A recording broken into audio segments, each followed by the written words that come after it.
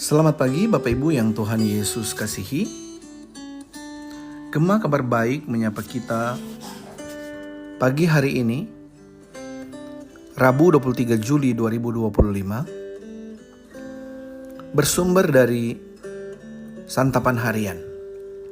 Dan ayat Alkitab yang akan dibacakan adalah Kisah Para Rasul 28 ayat 30 sampai dengan ayatnya yang ke-31.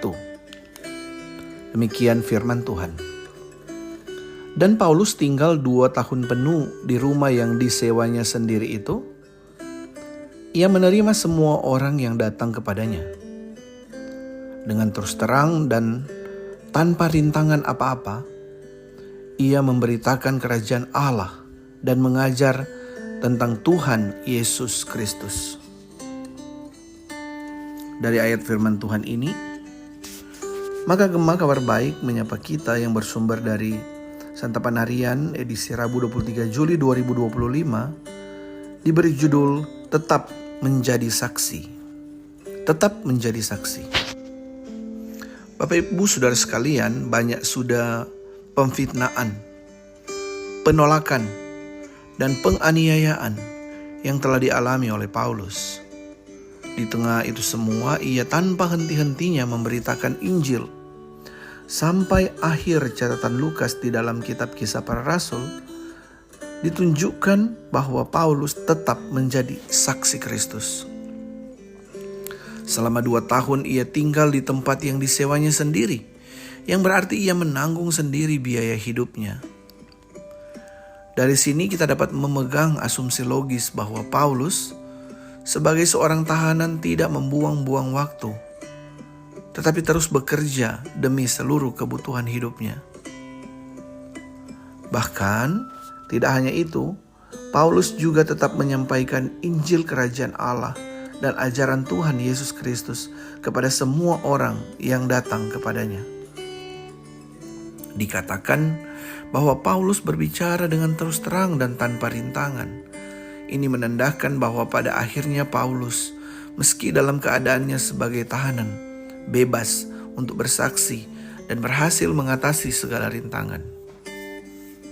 Saudara, kisah yang dimulai dari Yerusalem dengan Yesus yang menyatakan kerajaan Allah dan memanggil murid-muridnya untuk menjadi saksi telah sampai di Roma dengan Paulus menjadi saksinya sesudah mengalami pertobatan.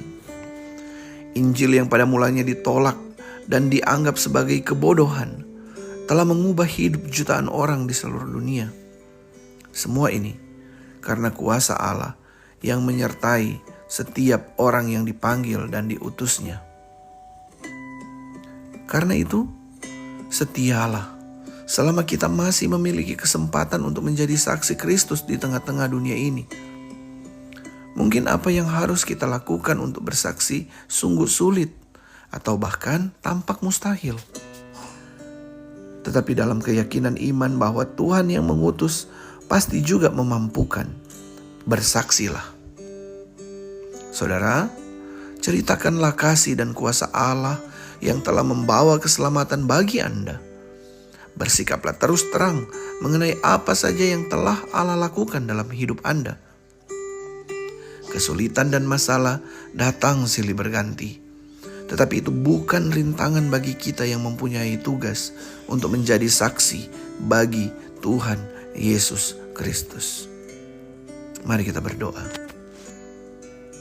Pagi hari ini kami bersyukur boleh merenungkan tentang tetap menjadi saksi Kristus. Meski ada fitnah, penolakan, penganiayaan, kami bersyukur hamba-Mu Paulus yang kami baca hari ini tidak berhenti memberitakan Injil. Tolong kami ya Tuhan, di tengah-tengah tugas, tanggung jawab, di tengah-tengah kerja kami, mungkin di tengah-tengah penolakan, fitnah yang kami alami, biarkan kami terus memberitakan Injil Kristus yang sudah mengubahkan kami. Tolong kami ya Tuhan, tolong kami untuk tetap menjadi saksi-Mu di tengah dunia ini.